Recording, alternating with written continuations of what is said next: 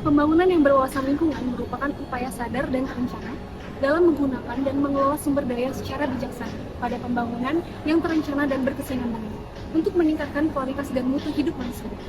Tujuan dari pembelajaran pembangunan berwawasan lingkungan adalah agar mahasiswa dapat mengetahui pentingnya pembangunan yang berwawasan lingkungan hingga terjadinya keseimbangan antara penggunaan sumber daya yang efektif, efisien, dan berkelanjutan dengan berkembangnya pembangunan yang ada.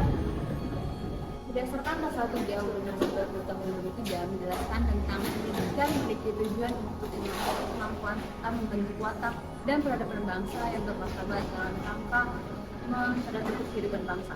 Untuk mewujudkan peradaban bangsa yang memiliki kecerdasan, pengetahuan, kepribadian, akhlak mulia, serta keterampilan untuk hidup mandiri, maka salah satu faktor pendukung yaitu Indonesia mewajibkan masyarakatnya untuk melakukan pendidikan di sekolah-sekolah minimal 12 tahun lamanya. Untuk itu, maka diperlukan fasilitas-fasilitas pendukung yang paling utama adalah gedung sekolah. Bangunan atau gedung sekolah mempunyai fungsi yang sangat penting dalam pengembangan dan pertumbuhan pendidikan suatu wilayah. Gedung sekolah itu sendiri merupakan upaya mewujudkan pemerataan pembangunan pendidikan serta peningkatan kualitas pengembangan sumber daya manusia di mana gedung sekolah digunakan sebagai sarana pendidikan. Dengan mengetahui betapa pentingnya sebuah pembangunan gedung sekolah, maka kami melakukan observasi pada pasca pembangunan gedung sekolah SD 151 di Desa Purwokerto. Desa ini merupakan salah satu desa yang letaknya cukup jauh dari pusat kota Palembang, yang membutuhkan waktu sekitar 1 jam lebih untuk sampai ke desa ini dengan jalan akses menuju desa yang masih jauh dari kata layak. Dapat dilihat pada video ini, jalan menuju desa masih harus melewati tanah merah yang jika hujan sedikit saja membuat jalan banyak tergenang air dan licin sehingga memiliki potensi terjatuh jika tidak hati-hati.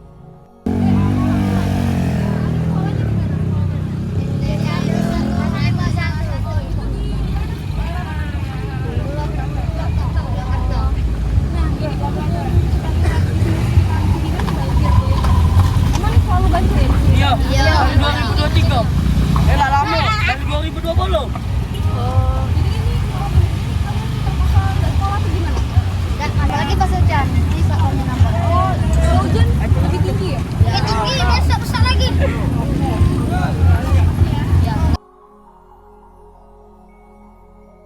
Selain tanah merah, akses untuk ke desa itu pun sering terjadi banjir jika musim sedang hujan. Maka dari itu, susahnya akses menuju sekolah dengan jalan rusak dan banjir membuat anak-anak susah untuk bersekolah, serta guru yang berada di luar desa tersebut tidak dapat mengajar secara langsung.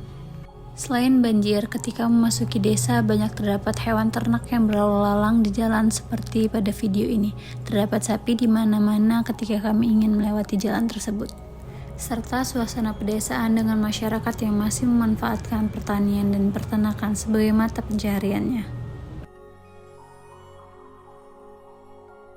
Menuju ke lokasi SD Negeri 151 Palembang, sudah terlihat permasalahan utama yang ada di sekolah ini adalah persoalan banjir. Tingkat ketinggian banjir ini bisa mencapai 1 meter dari permukaan tanah jika terjadi hujan yang deras, terutama saat musim hujan tiba. Kebetulan saat grup kami mendatangi lokasi tersebut, sudah terlihat banjir yang seolah-olah sudah menyatu dengan air Sungai Musi yang berada tepat di belakang sekolah tersebut. Karena menurut masyarakat setempat, terjadinya banjir di hari itu karena adanya hujan yang tidak terlalu deras kemarin malam. Bisa dibayangkan bukan? Jika terjadi hujan yang tidak terlalu deras saja, bisa membuat lokasi sekolah banjir seperti itu. Apalagi jika terjadi hujan yang deras. Assalamualaikum Bu. Waalaikumsalam. Kalau boleh tahu kami ini bicara dengan Ibu siapa ya? Dengan Ibu Rati Buasi, Ibu Rati, di sekolah ini Ibu sebagai apa? sebagai penjaga. Sebagai seorang penjaga sekolah pasti Ibu sudah sangat memahami kan tentang lingkungan sekolah ini. Oh iya ya. Kalau kami boleh tahu Bu, kendala apa saja sih yang dialami di sekolah ini, gedung sekolah ini? Masalah kebanjiran tidak tuh. Kalau hujan biasanya guru-guru kan nggak masuk sekolahan ini, seharusnya kan jadi banjir jadi didaringkan nggak itu. Oh, jadi solusinya tuh kalau misalnya musim hujan terus sekolahnya banjirnya dalam, jadi otomatis anak-anak sama guru tuh pembelajarannya daring. Selain kendala banjir itu sendiri Bu, menurut Ibu fasilitas apa saja sih yang masih kurang di sekolahan ini? tentang apa bangku sekolahan kan sudah banyak rusak kan. Yang itu lain masih belum. Kalau fasilitas lainnya Bu, seperti kamar mandi, perpustakaan mungkin? Iya, kamar mandi pun masih belum ini kan, masih belum lengkap. Oh, belum lengkap, belum baik lah kayak Bu ya. Iya. Selain itu ada lagi Bu?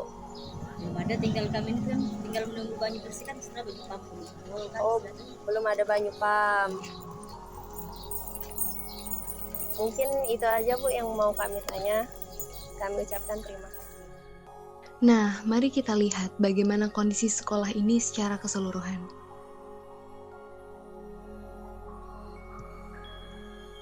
Setelah kami lihat dan telusuri lebih dalam, ternyata tidak hanya persoalan banjir yang ada di sekolah ini, tapi ada beberapa persoalan lainnya, seperti tidak adanya pagar pembatas antara aliran sungai dengan sekolah, yang dimana pada dasarnya sekolah ini diperuntukkan untuk anak-anak di usia 6-12 tahun, dan itu sangatlah membahayakan.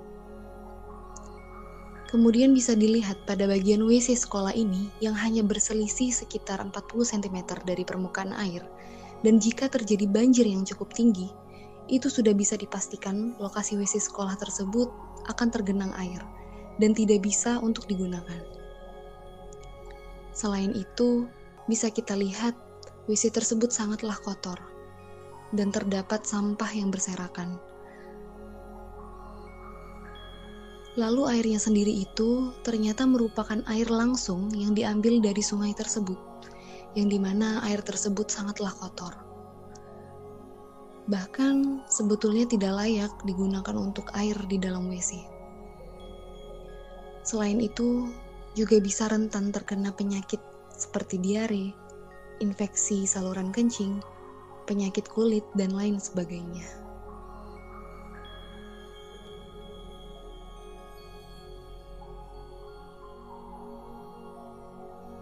Pada saat kami berkunjung di gedung sekolah ini, terdapat banyak sampah pada bagian halamannya, baik sampah organik maupun limbah rumah tangga. Selama kami berkeliling bangunan gedung ini, kami hanya menemukan satu buah kotak sampah plastik. Selain sampah pada bagian depan halaman, terdapat juga sampah berserakan di bagian koridor kelas. Selain itu, beberapa prasarana di gedung sekolah ini juga banyak yang sudah tidak layak, seperti plafon yang sudah rusak. Terdapat juga banyak cat pada dinding tembok bangunan gedung sekolah ini yang sudah rusak. Banyak keramik yang terpasang di lantai dan dinding gedung sekolah yang sudah mulai lepas. Hal ini bisa saja membahayakan penghuni sekolah. Selain itu, bisa kita lihat kurangnya perawatan pada gedung sekolah ini mulai dari kita memasuki gerbang sekolah. Terdapat genangan air yang dipenuhi oleh sampah dan bangunan-bangunan yang tidak tersusun rapi. Selain itu, pada dinding gerbang, warna cat sudah banyak pudar dan tertutup lumut. Pada bagian depan gedung sekolah terdapat perahu-perahu penduduk yang terparkir. Hal ini menjadi masalah ketika perahu melintas melewati sekolah, karena suara yang dihasilkan cukup berisik dan dapat mengganggu proses belajar mengajar. Selain itu, terdapat juga tumpukan sampah tempat warga sekitar membuang sampah. Selain beberapa hal yang kurang baik dari pasca pembangunan gedung sekolah 151 Purwokerto ini, kami juga menemukan dampak positif dari pasca pembangunan gedung sekolah ini, yaitu gedung sekolah ini menjadi satu-satunya akses sekolah dasar bagi penduduk desa Purwokerto untuk mendapatkan pendidikan dasar untuk anak-anak di desa ini. Walaupun dengan segala keterbatasan yang ada pada gedung sekolah ini tetap beroperasi melakukan kegiatan belajar mengajar untuk para peserta didiknya. Berdasarkan hasil penelusuran kami di SD Negeri 151 Palembang yang berlokasi di Jalan Ria Kudu, RT 22, Desa Purwokerto, Kecamatan Gandus, Kota Palembang ini dapat disimpulkan tergolong sebagai pasca pembangunan yang tidak berwawasan lingkungan. Hal tersebut dikarenakan banyaknya permasalahan-permasalahan yang terjadi pada gedung sekolah ini, seperti banjir, sulitnya akses jalan menuju lokasi sekolah terutama saat musim hujan, rusaknya peralatan dan fasilitas pada sekolah, tidak adanya pembatas pagar antara sungai dan sekolah, kotornya ruang kelas dan WC sekolah, air WC yang tidak layak pakai, dan lain sebagainya.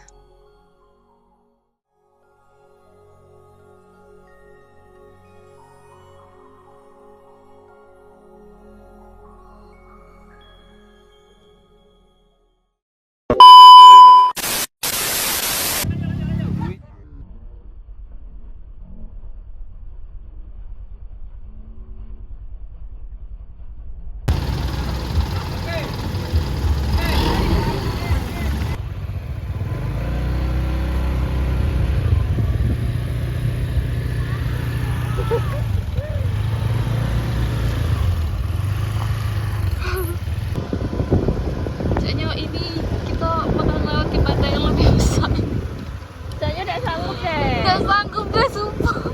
Kayaknya nyerah deh aku. Mau kami nyerah. Mau kami nyerah, Bu. Real ini bukti juga truk itu, Bu. Real. Mau kami nyerah. Bisa deh, Canya. Hah? Yuk, ayo kakak kita tanya. Coba kita tanya ya. Oh, dia lewat samping sini. Iya, ya. kita tanya. Kak, Kak, bisa ada motor lewatnya pinggir sini? Bisa. dalamnya enggak Kak di situ? Itu ada gonggong itu. Nah, meloknya memang itu ke tanah dikit baru lagi ke ini lagi. Nyambung ke pinggir lagi. Sedalam apa Kak itu? Ya oke, dalamnya.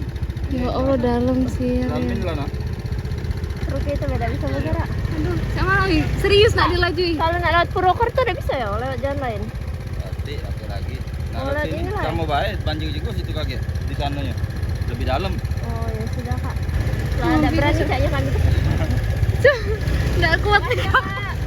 Kasih Kak. Tidak kuat kayaknya. Belok belok. Belok teh. Ciut mental aku tiba-tiba. Bu, kami menyerah Bu. Mohon maaf Bu. Sampai mana itu? Ada gorong-gorong, ku takutnya kita tidak tahu yang mana gorong-gorong.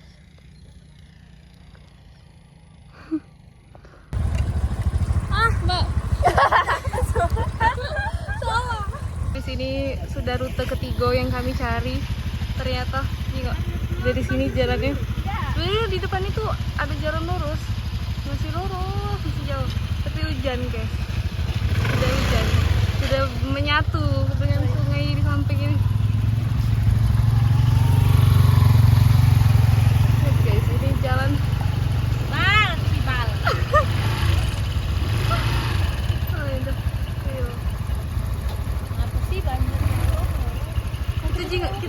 Kita jenguk kakak ini dulu. Apakah dia sanggup? Sepertinya dia tidak sanggup. Dia berbelok guys, dia tidak sanggup. Motor lebih bagus. Motor drill. Sudahlah guys, mari kita pulang.